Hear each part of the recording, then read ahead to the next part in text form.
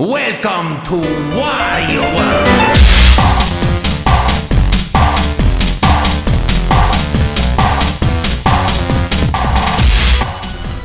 Hello everybody, and I'm gonna stop now.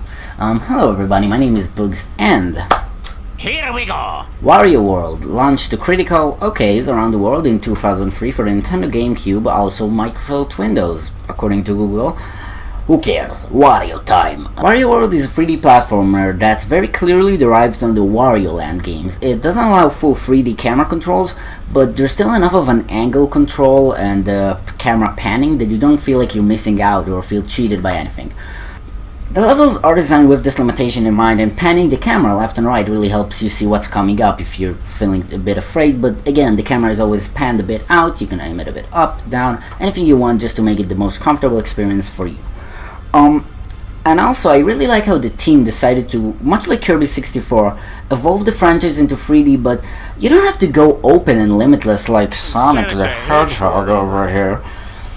They just gave you a little more wiggle room and kept the game feeling like the other series felt to control, but there's a little more access, you know?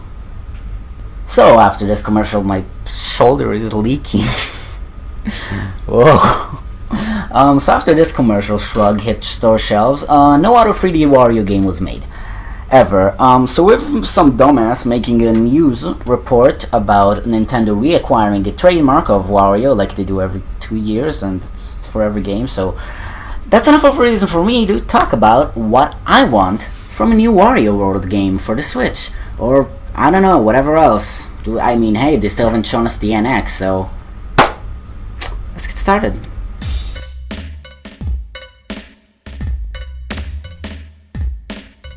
I think I fixed it. Little rounded hole. Didn't fix it. Because, well, not many people actually played this game, I'll explain how the game works whenever I introduce an idea for a wish. For example, Wario World consisted of 4 worlds, each of those made up of 2 levels and a boss stage. While that sounds small, the game has an ingenious way of making the not-so-short anyway levels last even more. To unlock the next level, you need to beat the boss. And to reach them, you have to unlock this special door using a set amount of crystals, scattered around the levels, usually in sub-areas, which I'll get to later. There's always 8 crystals, and that's more than you actually need to unlock the door, which is usually 5 or 6. So you don't actually have to get everything to advance, but the real fun is trying to complete all the mini objectives. Much like, for example, Banjo-Kazooie, Wario World has 4 sets of collectibles in each level. First is 8 crystals. Second is Wario's gold pieces, where if you find all those in a level, you get an additional half heart. You also get a half heart represented in the hub world and a giant gold Wario statue like you always wanted in real life. Third are these fairy dude things, spritlings, that give you general tips about the level and aren't exactly hidden for the most part, but you still better find all of them, trust me. Last and fourth are items, symbolic sets of objects that are themed together for each level, like cutlery in the Forest Ruins or instruments in the Haunted Circus, stuff like that. These are hidden in switch chests, which means you have to first activate a switch somewhere in the level, and then reach its matching colored platform to find a chest appear with one of these. Sometimes these are right next to each other, which is very simple, but sometimes it's requiring you to go a very long distance without really any knowledge of where the other part is. Sometimes even like the button is at the end of the level and the first one is at the start. The reason this is actually possible to put in a game without being entirely satanic is that if you reach the end of the boss and don't want to fight them just yet, you have a teleport right back to the start of the stage if you want. This makes replaying each level so much more accessible, fun, and encouraged. What I want to see in a possible sequel is not a single thing taken away, no, but a bit more guidance. Of course, with the option to turn that guidance off easily for more veteran players that want a more hardcore classic experience, of course. But I just personally found it very time-consuming and annoying to find the last little things when wanting to complete certain objectives. It's hard to keep track when you have to also memorize the entire stage. There's no sort of map either, so maybe a cool solution would be to give the player a very poorly made scribble made by Wario of the level. You know, have the paper crumbled and maybe some colors pop up in there as well. if you catch my whiff. Then the player would need to open them up themselves and mark where they already found things to understand in which portion there was probably a gem they missed. So this would still not be necessary for the casual player who just needs to get the 4 or 6 crystals, move on and beat the game, but this is a nice self-made challenge for the completionist. You can choose what kind of Wario you are. You can be lazy and rushing to the end, or greedy and always seeking treasure until none's left. I think this would improve and the already really good completion process a lot. Also, one of my favorite things about the game is that, like, every time you beat the stage, no matter how epic, how incredible your battle was, Wario just comes out and like... Alright. So silly. I want the same, like, mentality of Wario's voice in the next one. Charles, keep doing what you do.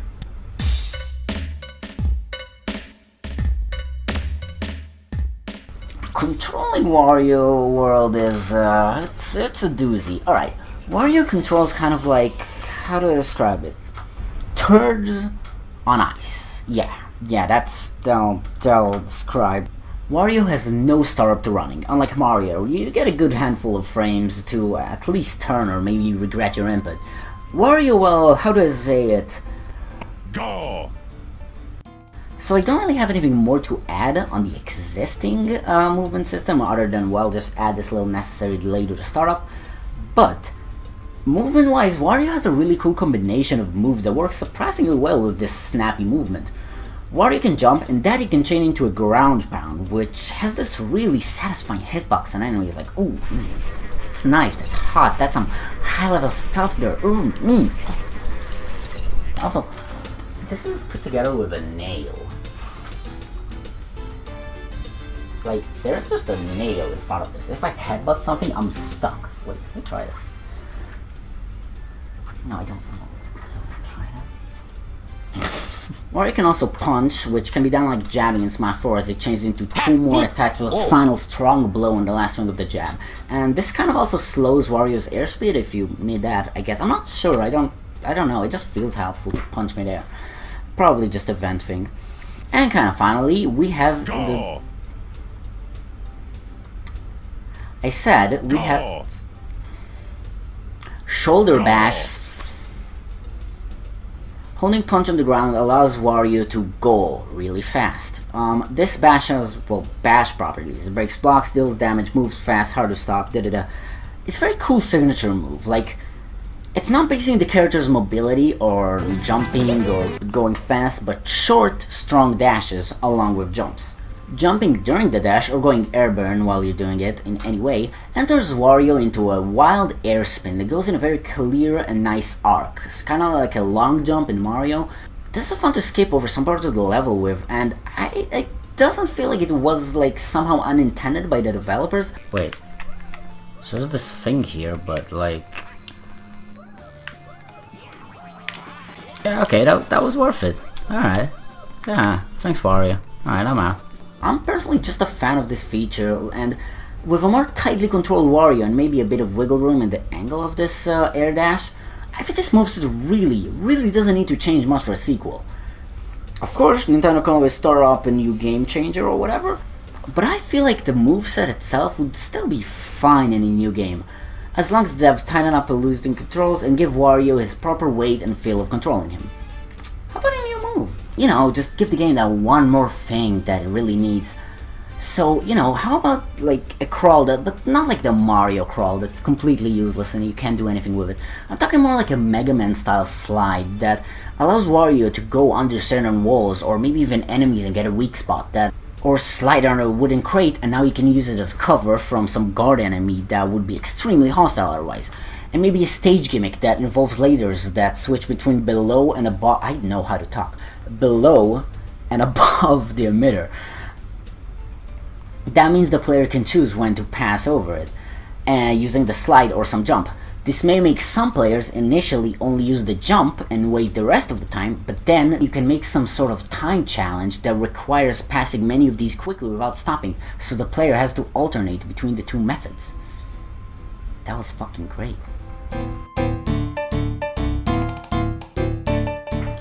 Stages. So, within the 4 worlds of Wario World, there's 8 main total levels, and 5 boss-only stages.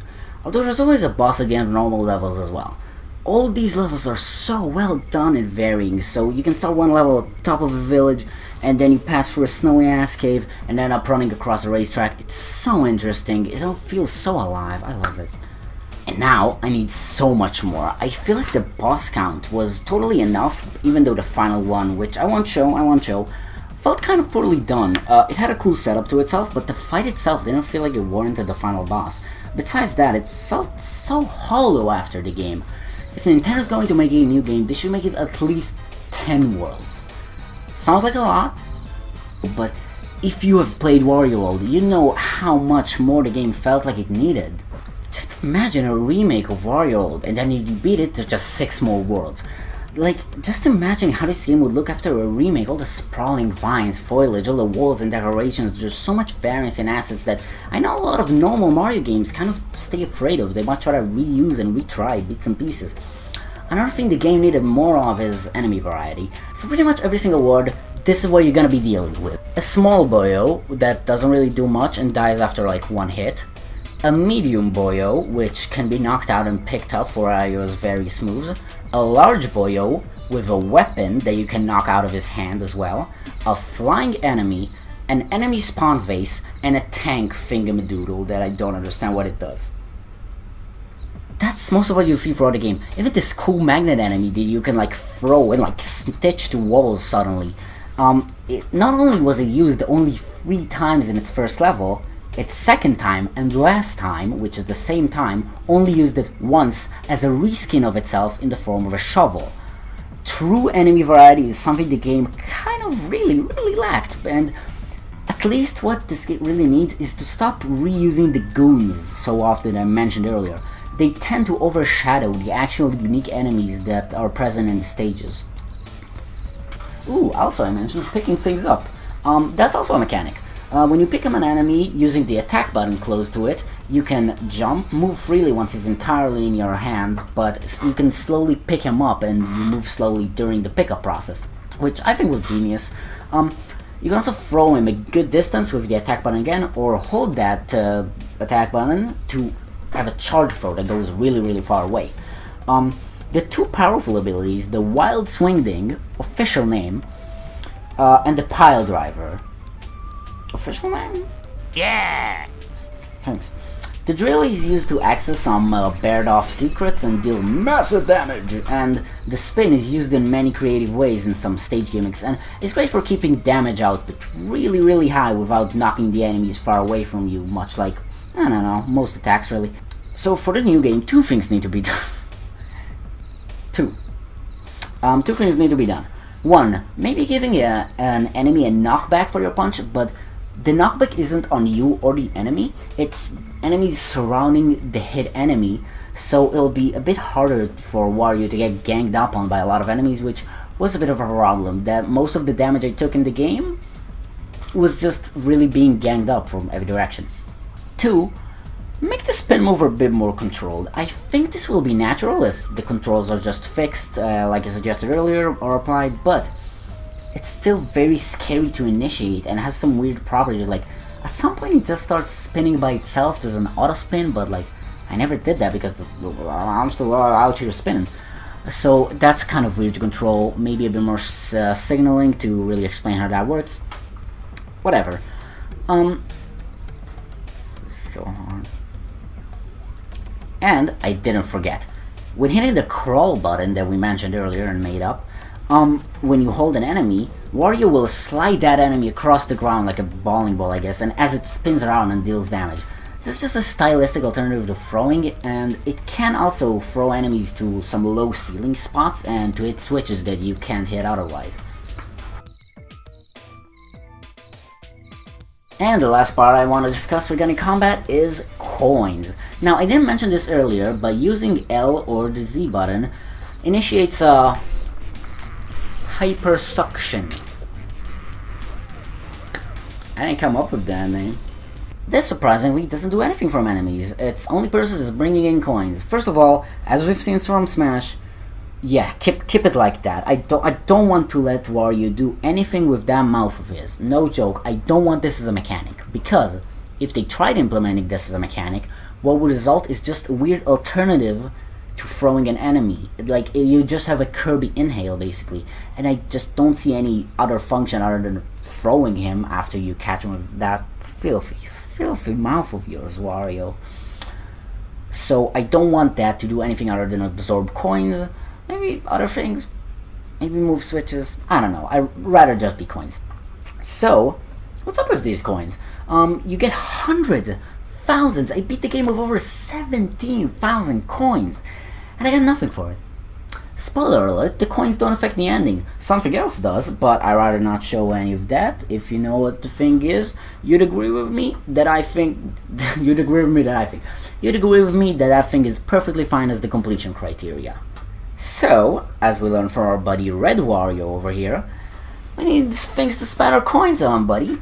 And while the taxing game over system is cool, that like takes a bunch of coins from you at once if you don't want to be sat back, I think some shop to spend these on is fine. Maybe in each world, there's a small bonus level that isn't as long and in-depth as the main world levels, and there's only like one collectible type maybe, that plays further with the ideas of the world's main level gimmicks in more serious ways, and it wouldn't be like 100 coins. If that is 500 coins to come back, this better be good 3,000 coins to enter the secret world at least. And what I think should be managed is, make it unlikely that after beating the 2 first worlds in the level and beating the boss, that the player would already be able to unlock this bonus stage right away. They would have to work a bit more for that.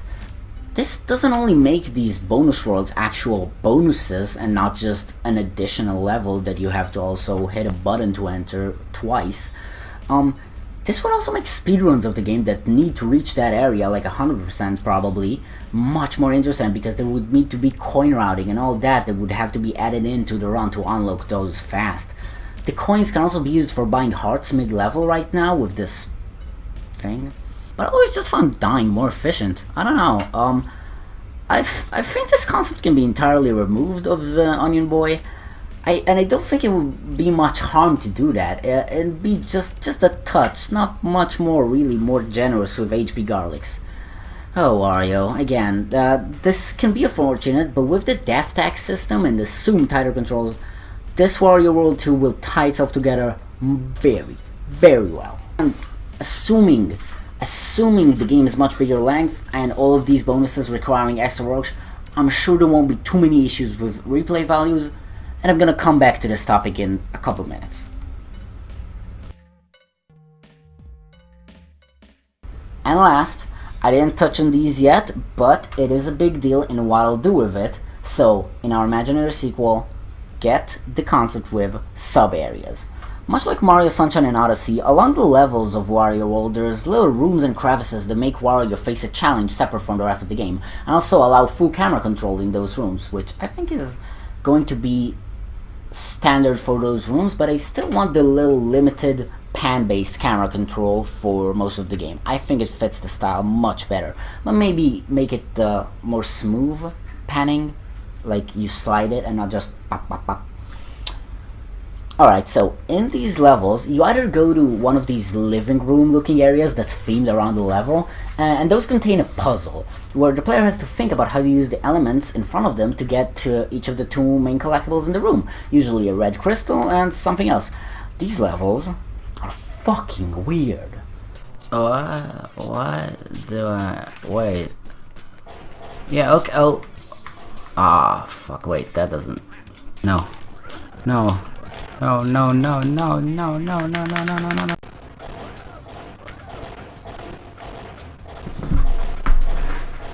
What is wrong with this game? And you think that's fun? Oh, the other types of sub-areas are platforming challenges, and, well... This time maybe this is the one. Smooth sailing, nothing's... Oh my god. Alright. This is evil. Alright. Slow and simple. And then you gotta... Okay. Then you gotta stop and wait for it to stop. Okay. And then you die anyway. Okay. No! What the fuck? And then it just, yep, and then it just what? I did it. I don't even like video games. The new crawl mechanic, the tighter control, the complete camera control during these segments that can be added. This can be incredible. If the bonus levels I mentioned earlier aren't anything but these, I'd still be very okay with the idea. Maybe there can be like a Celeste thing where after all the bonus areas are cleared, you can put in even more coins after those to unlock one big Champions Road of just insane platforming challenges, which I would spite during my first time through, but again, I'll love it eventually, much like the darker side. This keeps tipping up. So yeah, that's what I want from a new Wario World game. I want to believe this has a shot at existing. And if there's any time for it, it's the Switch. It's the second release system. No, it's the first system since the last time Nintendo made a console that most of what it is, in software-wise, is just improving on titles. Like Mario Kart 8 Deluxe, Mario Odyssey. Everything is just like, alright, we're coming back to good ideas and making them big and better. So, I hope Wario World really has a shot. To sum it up, an actual length, same spread of bosses, improved controls, one new natural idea, brushed corners on the combat, less enemy reuse, a manual map system to make players who want the biggest stretches work for it, a valid use for coins with big appetizing stretches for the bonus levels, and a final ass-whooping platforming mess for the 100%, all crafted with the same level of originality and detail the original game had. You know, Nintendo, you don't have to do it. If you want to make me cry and make me very sad, it's okay, Nintendo. I'll cry. I'll cry because of you. It's fine. I don't feel pressured. I don't mind pain. Thanks for watching. My ears really hurt. Goodbye.